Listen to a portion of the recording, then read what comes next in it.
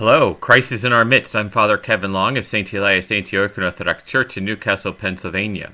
Today is Sunday, July 12th, 2020, and here are the readings for today. The first reading is from St. Paul's letter to the Romans, chapter 10, verses 1 through 10. Brethren, my heart's desire and prayer to God for Israel is that they may be saved. I bear them witness that they might have zeal for God, but it is not enlightened. For, being ignorant of the righteousness that comes from God, and seeking to establish their own, they did not submit to God's righteousness. For Christ is the end of the law, that everyone who has faith may be justified. Moses writes that the man who practices the righteousness which is based on the law shall live by it. But the righteousness based on faith says, do not say in your heart, who will ascend into heaven, that is, to bring Christ down, or who will descend into the abyss, that is, to bring Christ up from the dead. But what does it say? The word is near you, on your lips and in your heart, that is, the word of faith which we preach. Because if you confess with your lips that Jesus is Lord, and believe in your heart that God raised him from the dead, you will be saved.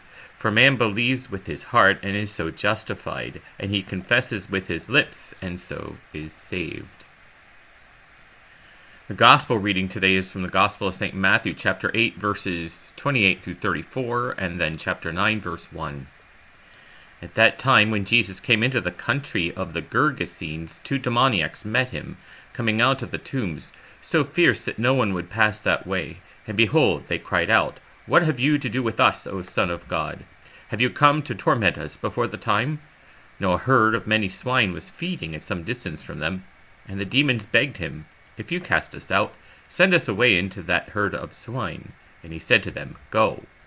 So they came out and went into the swine, and behold, the whole herd rushed down the steep bank into the sea and perished in the waters. The herdsmen fled, and going into the city they told everything, and what had happened to the demoniacs. And behold, all the city came out to meet Jesus, and when they saw him, they begged him to leave their neighborhood. And getting into a boat, he crossed over and came to his own city.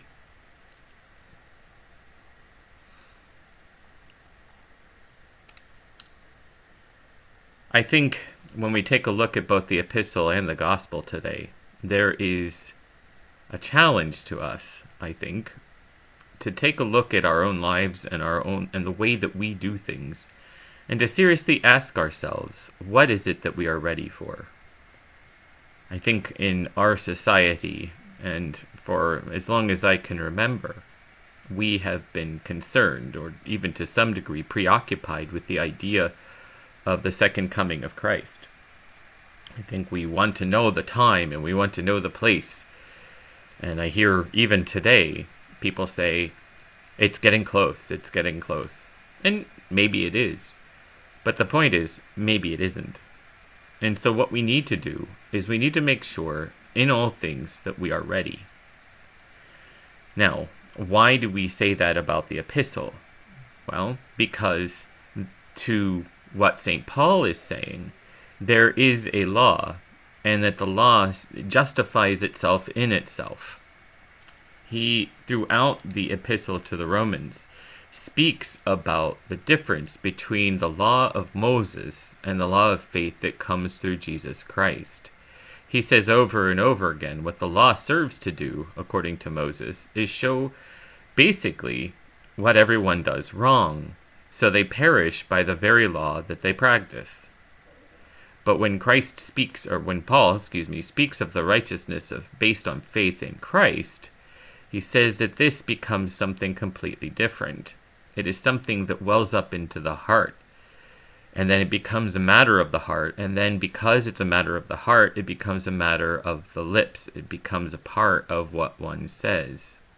So Paul is making a very big point to say that you must have faith in your heart first, and that it is that faith in your heart that gives you the ability to speak with your mouth and confess the Lordship of Jesus Christ. But there are so many people who are more interested in finding ways to take the law and to mold it into their own thing, so that they don't have to do anything, they don't have to say anything, they don't have to be anything any other than they already are, which, if actually held to the standard that Christ teaches us, is not measuring up at all. And so in the epistle, there is a danger of saying I am self-justified because I'm doing everything right. So when we do that, we make an idol out of the law.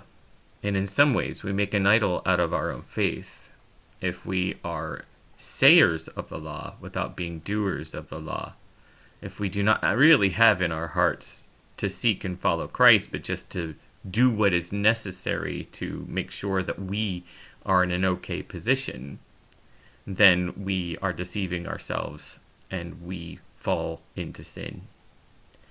Now, with the story in the New Testament, when we take a look at what Christ does in removing 2 demoniacs and the spirits that are in them, he does something in the community that is upsetting to the community. And so they realize that this man is a very powerful man and is going to force them to change their way of life. And rather than have their way of life changed, even though what he did is powerful and good to bring those 2 free from their demon possessions, even though he did that, they see him as a threat to their way of life.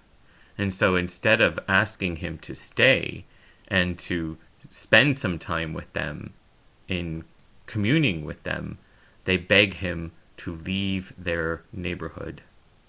They are really not ready to receive him. And so the question becomes for us, even though we are saying the end is coming, and some people even say they hope it comes soon, the question is, are we really ready? Are we ready to change our ways and our lives and our activities so that they reflect our belonging to the community of Jesus Christ? St. Paul reminds us elsewhere, as many as have been baptized into Christ have put on Christ. But not only that, but in Christ's baptism, in our baptism, we have died to our old selves. Is this really what we are? Is this really what we are able to do? Because if it is, good, we are ready, and the second coming can come whenever it is ready to come, God willing.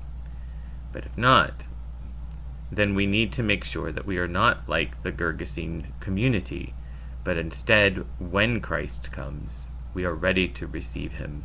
This is a great challenge, but it is one with the prayer and fasting and the study of the scriptures and the study of the church fathers and the giving of alms. These things bring us closer to God and make us more worthy and more ready to receive the kingdom of heaven when that time comes. May God bless you and keep you and your family, and may his peace shine on you always. Amen. Have a great day.